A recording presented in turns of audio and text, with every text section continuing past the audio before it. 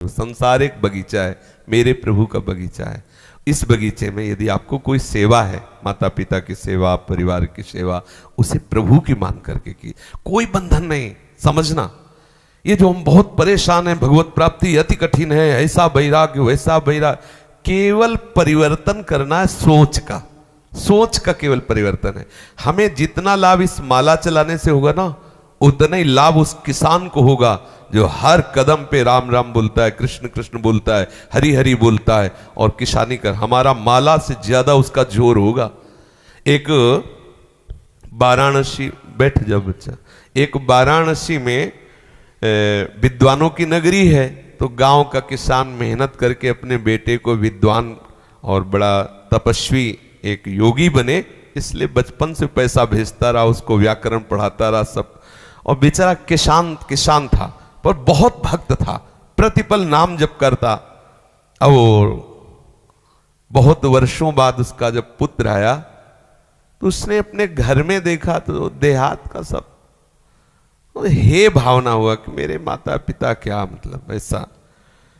तो माँ ने कहा, पिता तो यमुना पार खेत में, वो मड़नी देहात में कहते, गेहूं की जो फसल परिपक्व हो जाती है उसमें जो दाने निकाले जाते हैं, तो पहले बैल से निकाले जाते थे, ऐसे फैला दिए गए, ऊपर बैल चला दे, वो कई दिनों में 15-20 दिन में फिर कहीं वो भूस और गेहूं अलग अलग हो। अब तो 1 घंटे में, वो थ्रेशर में पहले सब नहीं था, तो उसे देहात में मड़नी कहते थे। बैलों के द्वारा उसे कचरा के फिर अन्न निकाला जाता।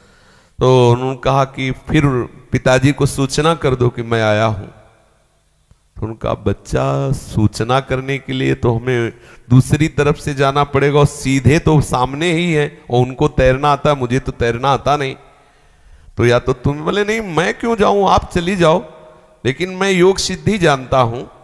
और उन्होंने मंत्र पढ़ करके राख दिया कि आप डालना, आपको मार्ग मिल जाएगा। और ब्रह्मचर्य, तपस्या, व्याकरण सब पढ़ लिख के ऐसा किया। गई तो उन्होंने कहा कि पुत्र आया हो, तो बड़े आनंदित हुए। तो कैसे आई, तो उनका उसने राख पढ़ के दी थी। अब जाऊं कैसे, तो भूस दे दिया, कहा राम राम राम राम, ले इसको डाल देना। तो जब आई तो भूस डाल के आई, तो वैसे ही हुआ। अब जब आई तो लड़के से कहा कि पिताजी आ रहे। पिताजी सब ऐसे रज लगी, सब भूस लगाओ तो करके आए। तो उसने प्रणाम नहीं किया, कहा नमस्कार, ऐसे दूर, मतलब आचार्य है तुम, नमस्कार। तो हंस दिए, उनके लिए तो बच्चा है ला, हंस दिए। तो उन्होंने कहा, पिताजी हंसे क्यों? बोले, बच्चा हम तो तुमने पढ़ाने लिखाने के लिए भेजा था, लेकिन तुम तो मूर्खता पढ़ के आए हो। विद्या विनयम ददाति, तुम्हारे अंदर विनय नहीं है, इसका मतलब तुमने विद्या का अध्ययन नहीं किया।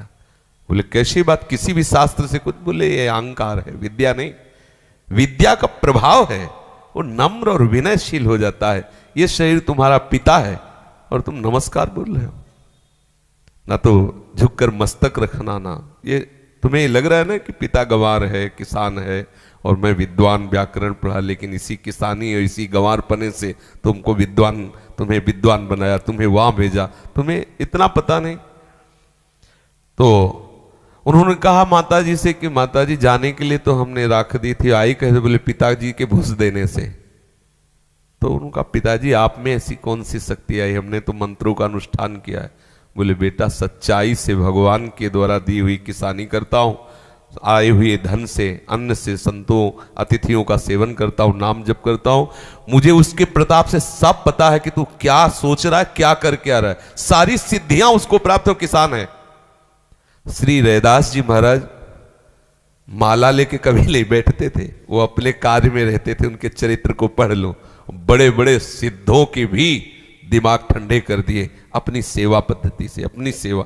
तो जिसको जो सेवा है, वो एक गृहस्थी की अपनी सेवा करता हुआ भजन करे।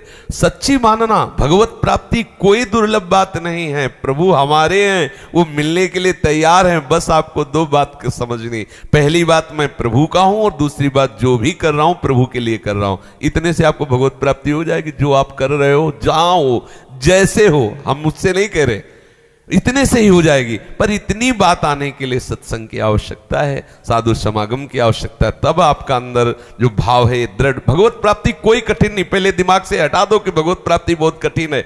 कठिन वो होती है जो हमारा ना हो। प्रभु हमारे हैं, प्रभु हमारे, मेरे हैं, मेरे और प्रभु के बीच में बिल्कुल अंतराय नहीं। सच्ची मानिए, जैसे तुम्हारा बेटा, तुम क्या अंतराय है? तुम्हारा रक्त, तुम्हारा शरीर का जो अपनापन पूरा, वो सब इसके ऊपर आ गया है। ऐसे प्रभु हमें प्यार करते हैं। हमारे अंदर भागवतिक शक्ति, क्योंकि हम प्रभु के अंश हैं, प्रभु के बच्चे हैं। अगर हम प्रभु से मिलना चाहे तो हमारे लिए कोई दुर्लभ नहीं। बस ये मिलन की चाह संत सदगुरुदेव की कृपा से बुद्धि शुद्ध होकर के इस बात में आ जाती है, जो भी कर रहे हैं प्रभु के लिए कर रहे हैं, मेरा प्रभु के सिवा कोई नहीं। बस इसी से भगवत प्राप्ति हो जाती है।